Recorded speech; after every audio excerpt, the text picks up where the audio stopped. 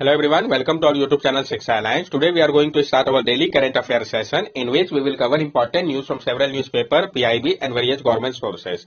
So let's begin our session. Our first topic is Manpreet Monika Singh. तो हम इसके बारे में जानेंगे। डायरेक्ट क्वेश्चन फ्रेम किया जा सकता है कि इन्होंने कौन सा पोजीशन अभी हाल में अपनाया है। तो recently Indian origin Manpreet Monika Singh has been sworn in as Harris country judge, becoming the first female Sikh judge in the US. Singh was born and raised in Houston and now lives in Bel Air with her husband and 2 children. There are an estimated 5 lakh Sikh in the US. अभी हाल ही में जो Indian origin Manpreet Monika Singh है, उन्होंने स्worn in किया है Harris country के जज के पोस्ट में यूएस के, और ये पहली फीमेल सिख जज बन गई है यूएस की।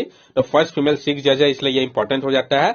सिंह का जन्म और उनको रेस किया गया था ह्यूस्टन पे, अब वो रहती है बेल एयर पे अपने पति और 2 बच्चों के साथ। एस्टिमेट किया जा रहा है कि 5 लाख सिख जो है, जो कि यूएस में रहते हैं। When they see someone of color, someone a little different, they know that possibility is available to them. Manpreet is not only an ambassador for Sikh, but she is an ambassador for all women of color. जब देखते हैं colour से कुछ जो अलग different होता है तो पॉसिबिलिटी अवेलेबल होता है उनके लिए भी। मनप्रीत जो है वो सिर्फ एक एम्बेसडर नहीं है सिख के लिए, बल्कि वो एक एम्बेसडर है सारे वुमेन के लिए जो अलग कलर की है। नेक्स्ट टॉपिक है हमारा कांगला नोंगपांग फोंग। पीआईबी के न्यूज हम जानेंगे इसके बारे में, कांगला नोंगपांग फोंग के बारे में।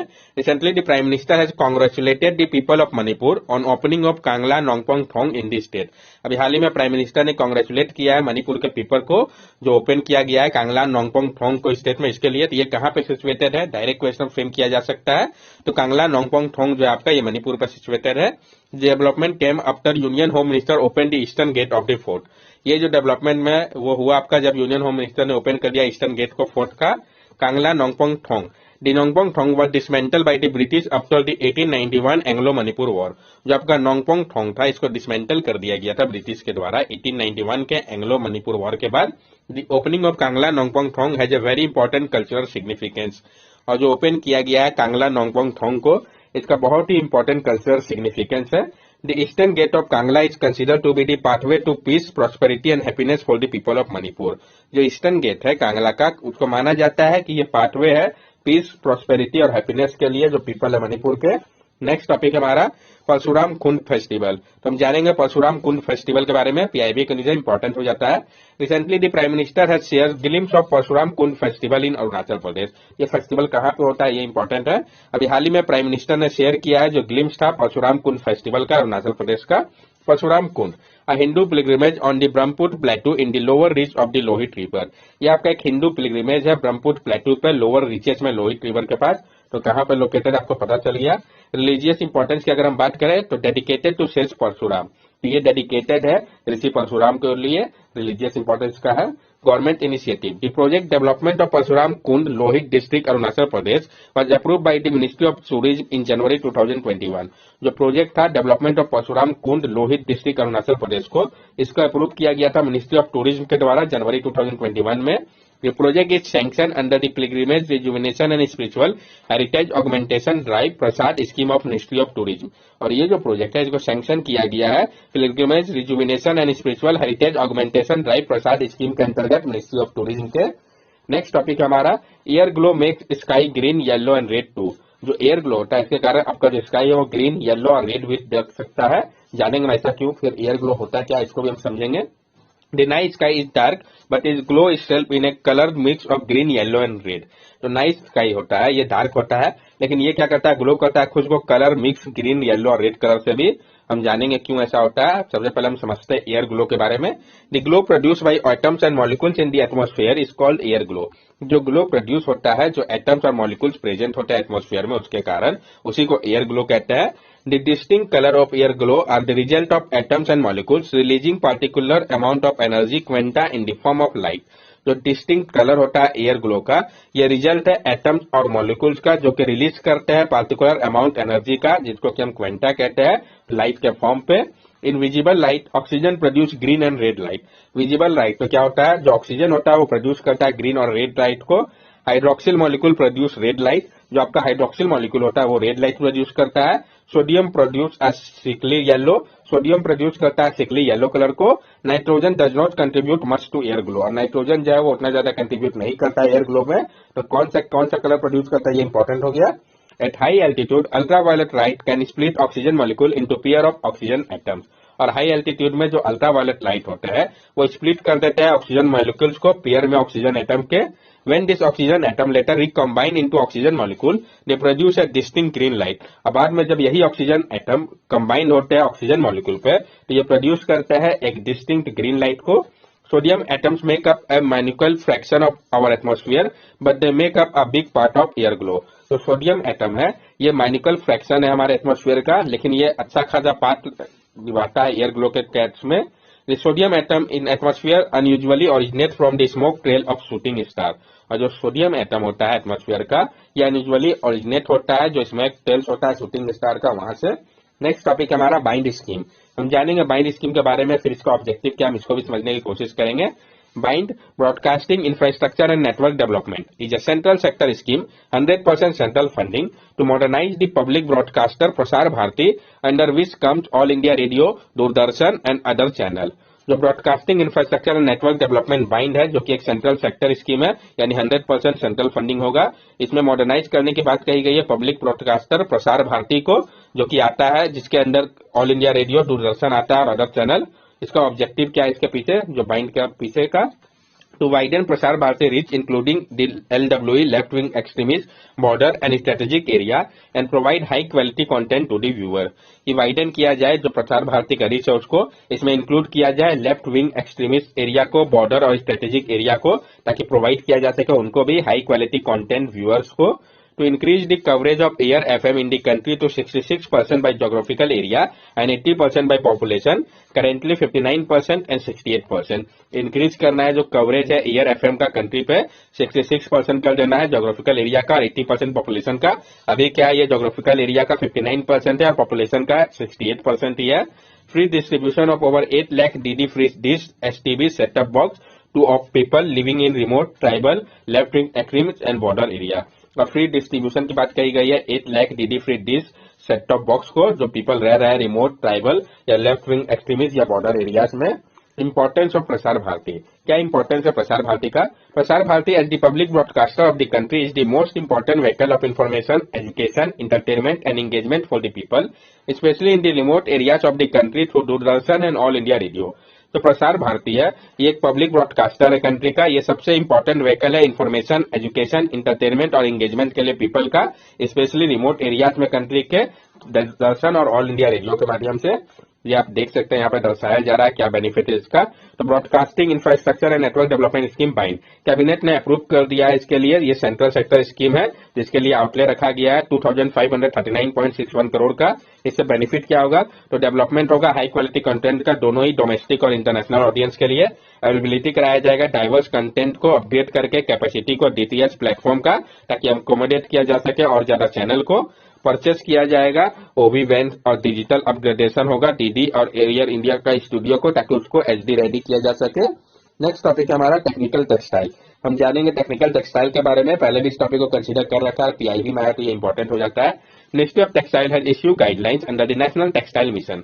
जो मिनिस्ट्री ऑफ टेक्सटाइल है उन्होंने इश्यू किया गाइडलाइंस को नेशनल टेक्निकल टेक्सटाइल मिशन के अंतर्गत। तो क्या गाइडलाइंस है, enabling academic institute and degree graduate and post graduate in technical textile, कि इनेबल किया जाए एकेडमिक इंस्टीट्यूट और डिग्री को ग्रेजुएट और पोस्ट ग्रेजुएट के लिए टेक्निकल टेक्सटाइल का।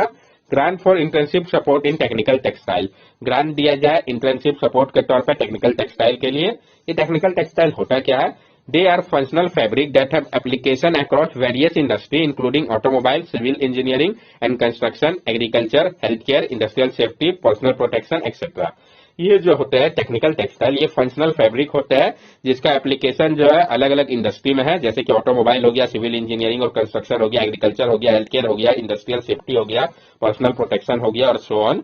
Based on usages there are 12 technical textile segment, और उपयोग के अनुसार 12 टेक्निकल टेक्सटाइल सेगमेंट है। वो कौन कौन से है, agrotech, medtech, buildtech, mobile tech, clothtech, oekotech, geotech, packtech, hometech, protech, indutech and sportech. The percentage level of technical textile is low in India, varying between 5 to 10% against the level of 30 to 20% in developed country। जो penetration level है technical textile का वो बहुत ही कम है भारत में, ये 5 से 10% है, जबकि विदेश में 30 से 70% तक है डेवलप्ड कंट्री पे। Biggest player are USA, western Europe, China and Japan. और जो बिगेस्ट प्लेयर है इसके लिए वो कौन कौन से है, यूएसए है, वेस्टर्न यूरोप है, चाइना है, जापान है, जिसका 20 से 40% तक का शेयर है। National Technical Textile Mission. It was approved in 2020 for 4-year period, financial year 2020-21 to financial year 2023-24, to position India as a global leader in technical textile. इसको approve किया गया था 2020 पे, 4 साल का इसका टेन्यूर है 2020 से 2021 से लेके फाइनेंशियल ईयर 2023-24 तक के लिए, ताकि भारत को लाया जा सके ग्लोबल लीडर के तौर पे टेक्निकल टेक्सटाइल के फील्ड पे. It further aims to increase the domestic market size of technical textile from $40 billion to $50 billion by 2024. और इसका और एक मकसद है कि इंक्रीज किया जाए जो डोमेस्टिक मार्केट साइज है टेक्निकल टेक्सटाइल का भी $40 बिलियन का, इसको बढ़ा के $50 बिलियन किया जाए 2024 तक. इट हैज 4 कंपोनेंट, इसका 4 कंपोनेंट है. कौन कौन सा? Research and development, development of the market for technical textile, export promotion and focus on education training and skill development. अब यहाँ पे आप देख के समझ सकते हैं टेक्निकल टेक्सटाइल के लिए जो मिनिस्ट्री ऑफ टेक्सटाइल है उन्होंने गाइडलाइंस इशू कर दिया. गाइडलाइंस को अभी मैंने आपको बता ही दिया है. उपयोग के अनुसार 12 टेक्निकल टेक्सटाइल के सेगमेंट है. कौन कौन सा? तो मेडटेक हो गया जिसमें diaper, sanitary napkin, disposable, contact lens, artificial implant आता है. मोबीटेक हो गया जिसमें air bag, helmet, nylon tyre, cord, airline, disposable आता है. ऑइकोटेक जिसमें recycling, waste disposal, environmental protection आता है. पैकटेक में क्या है? तो जो रैपिंग फैब्रिक होता है, पॉलीफ्लेन हो गया, वुमेन सेक्स, लेनो बैग्स, जूट सेक्स, ये सब आता है. प्रोटेक्ट में क्या हो गया? तो जो बुलेट प्रूफ जैकेट हो गया, फायर रेट्रोडेंट हो गया, अप्रैल हो गया, हाई विजिबिलिटी क्लॉथिंग हो गया.